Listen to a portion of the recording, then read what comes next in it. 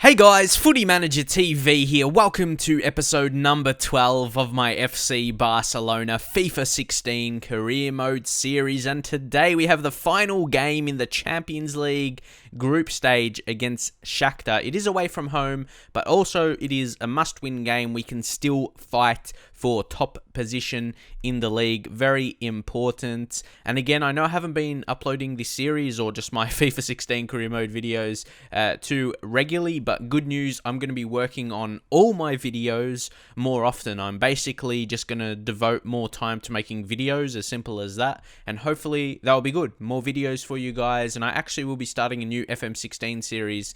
Video could be up later today. It just means more videos for you guys, so I hope you guys will enjoy that. More uploads to the channel commencing today, pretty much. So yeah, hopefully that will be all good. But getting into the first game now, we have an opening chance here with Arda Turan. He plays it into Busquets. They play the 1-2. Arda Turan, could he finish? Smashes it into the top right-hand corner.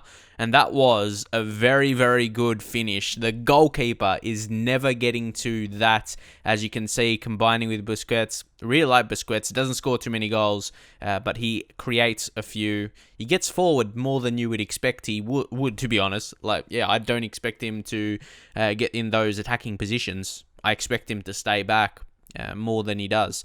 But anyway, it's been a great start to the game, and we do have another opportunity here. Messi, he plays it across to Luis Suarez. Luis Suarez skills, and then he had to finish. He could not miss after skilling past that defender. It was very, very simple, and no advanced skill, or definitely nothing like that. Just did what he needed to get in the space where he could not miss. He got into a position in the box where he could not miss after getting past that player, and that is his third goal in the Champions League so far this season. Another opportunity in this half. It's Andres Iniesta. I'm skilling a bit more in this game, and it may prove as a good decision because we win a penalty and have an opportunity to completely just finish off this game. 3 goals in the first half, and you can just see he was holding on to him, then he just slid in a bit. That was always a penalty against Cerna there, Darius Cerna, but now it's Lionel Messi. Can he finish? Yet another penalty. Messi steps up, and coolly, that was an amazing penalty because he chipped the keeper, but the keeper stayed straight. He did not move at all, and I kind of wanted to lob straight through the middle, like straight, not straight at the keeper ideally, but yeah, just straight, straight at the goal. So luckily, yeah, it just went to the side a little bit. Or maybe I did do that intentionally. I cannot actually remember, but either way, the end result is Messi scores his first goal in the Champions League, which is a bit disappointing. He didn't score a goal in the group stage until the final game, but how about that as a consolation goal here for Shakhtar? Marlos absolutely cracked that into the top right-hand corner, which is seeing a lot of action in this game. Look at that. Even on the replay, it looked fast. That was an amazing strike, and credit to Marlos. He himself only scores his first goal in the Champions League. Disappointing Champions League campaign this time around for Shakhtar, but definitely tough teams. There were tough teams in the group for them, and it's hard. Yeah, it would be hard, but a good effort. Got to say they were a decent opponent to face for us, but look at that. Bayer Leverkusen get the draw against Roma, which means we finish top. We get some decent money, over 8 million for that, and we're top of the league. Everything is looking rosy right now, isn't it? We've got more wins than Real Madrid. They have got their first loss now. And also, you can see the Champions League draw for the round of 16. We're faced against PSV. And looking at all the other teams, maybe with CSKA Moscow, they're probably the easiest team in the whole competition remaining. So luckily we did finish first. That was really, really important that we finish in that position. So next up, another league game against Sporting Gijón. We're top of the table, as I mentioned already. So that's the thing. I have to keep winning, though. That's the thing, because Real Madrid will do the same. They'll win the majority of their games. So we have to continue to do that ourselves while needing to rotate the team. That's what the best teams do.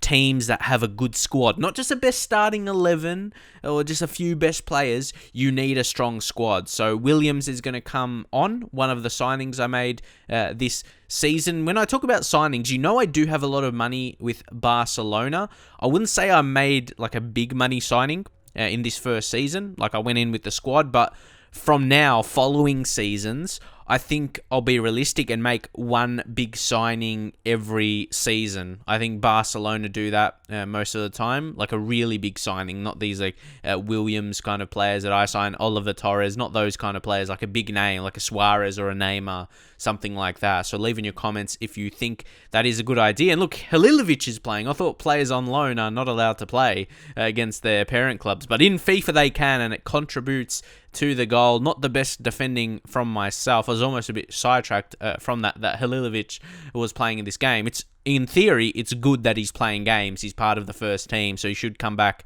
a good player and will continue to develop for us. But you can see just a split second of poor defending, I think, by one of the players, Mathieu, I think that was. I just didn't make the right decision, and he scored. Antonio Sanabria, who's a decent younger attacking player, scores his 6th goal in the Liga BBVA so far this season. So later in the first half, we give the ball away, which is not a very good sign at all. But then Mascherano, see, that's why I like Mascherano. I think defensive midfield is his best position. So when he came through there, and then Paco Alcacer, of course, he's going to finish very nicely on the finesse shot. He's decent finesse shot.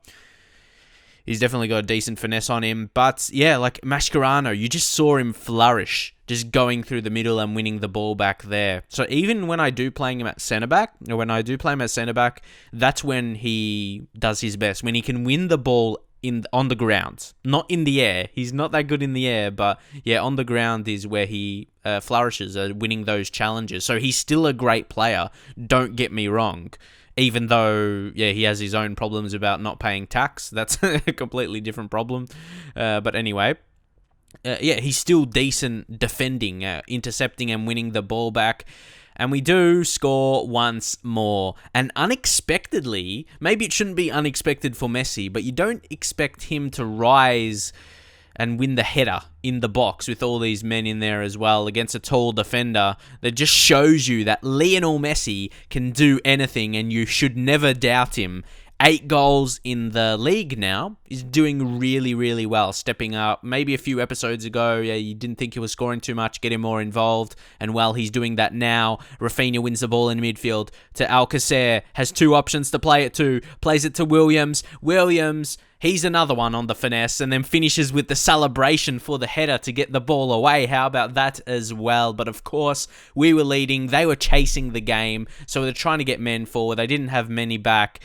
And of course, we'll have a man free to play to. Inaki Williams has scored 5 goals in the league. He's been an impressive signing considering he's a young guy that's only going to get better. And here he is again with the ball to finish off the game. He lost possession, but that should be it. And finishing off, Rafinha has actually impressed me a lot. I talked about Mascherano winning the ball in midfield, but Rafinha wins a lot of challenges. If you watch through my games, I remember another one and it led to a chance. So yeah, that's a strong part of his game. I saw him as a central midfielder that's good attacking, but he can make challenges. So he looks like a good prospect for us.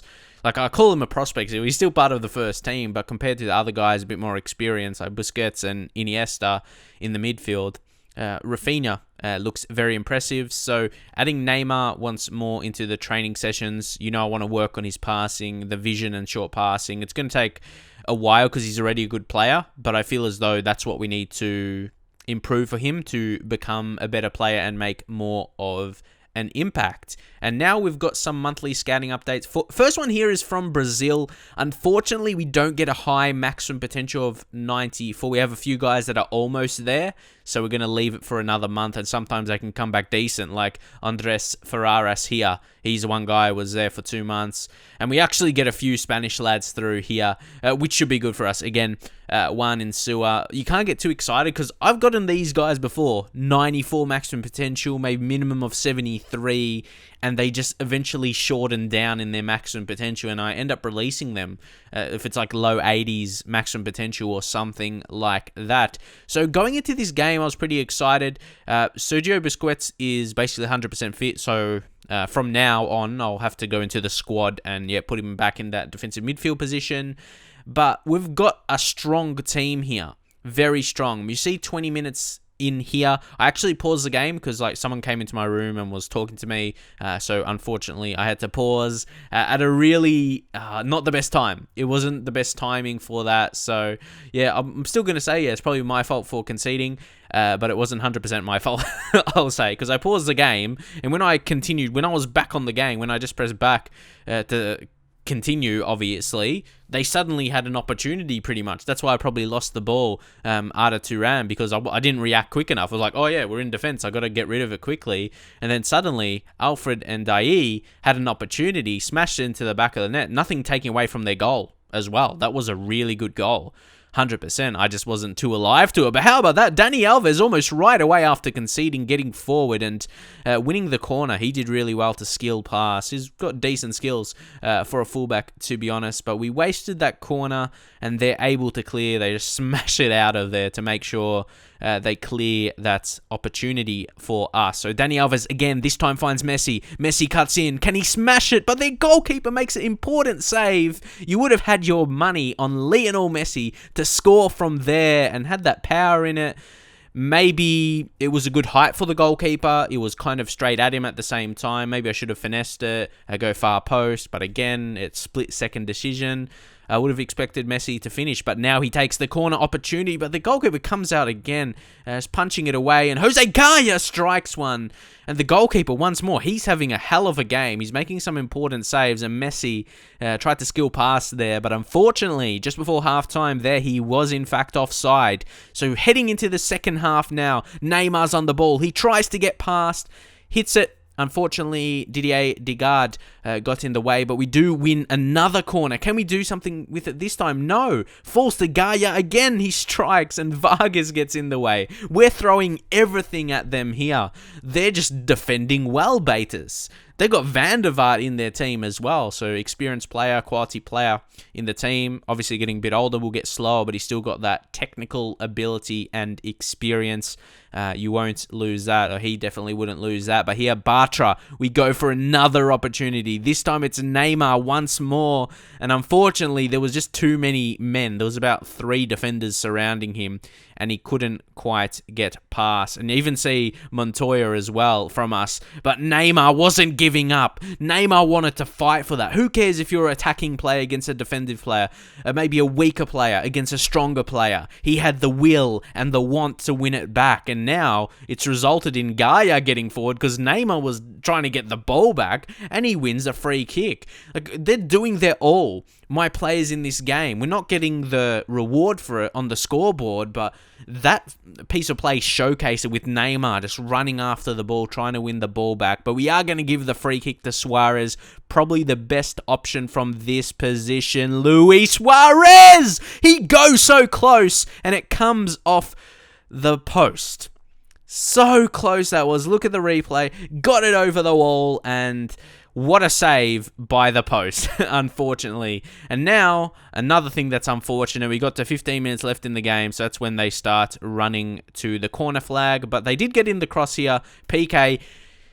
So they get the corner. Initially, I was excited, and I'm like, oh yeah, I forgot they're time wasting, so they're going to go for the short pass. Because generally, when I'm on attacking and they have a corner, I'm like a pretty good chance to score. Like, I get one of my players and run forward, and I try and win the corner, obviously, and counter, and then I'm a good chance to create an opportunity. But unfortunately, when they pass it short, you can't actually do that. But now Messi finds Paco Alcacer, and now Sergio Busquets finds Neymar. A last opportunity maybe, only 10 minutes remaining. Can Neymar do something? He tries to get past and play it through, but again, it was just too many men. It's like all their players in the box, maybe bar one.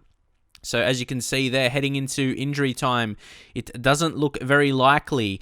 The thing is, we created most of our chances before about 60 minutes. The last 30 minutes, I was like out of ideas. I was like, we threw everything at them. We did get 5 shots on target, probably not amazing. And the goal I conceded, again, no excuses. I should have concentrated more after continuing the game. But aside from that, I thought we should have scored. Most definitely. Maybe even multiple goals, maybe 2 or 3 with the chances we had. It just wasn't our day, unfortunately. A round of 16 cup game in the next episode. So once more, we are at the end of the episode. I hope you guys enjoyed it. And like I said, more uploads will be coming your way. So drop a like if you're excited for that. And I'll see you guys in the very next video.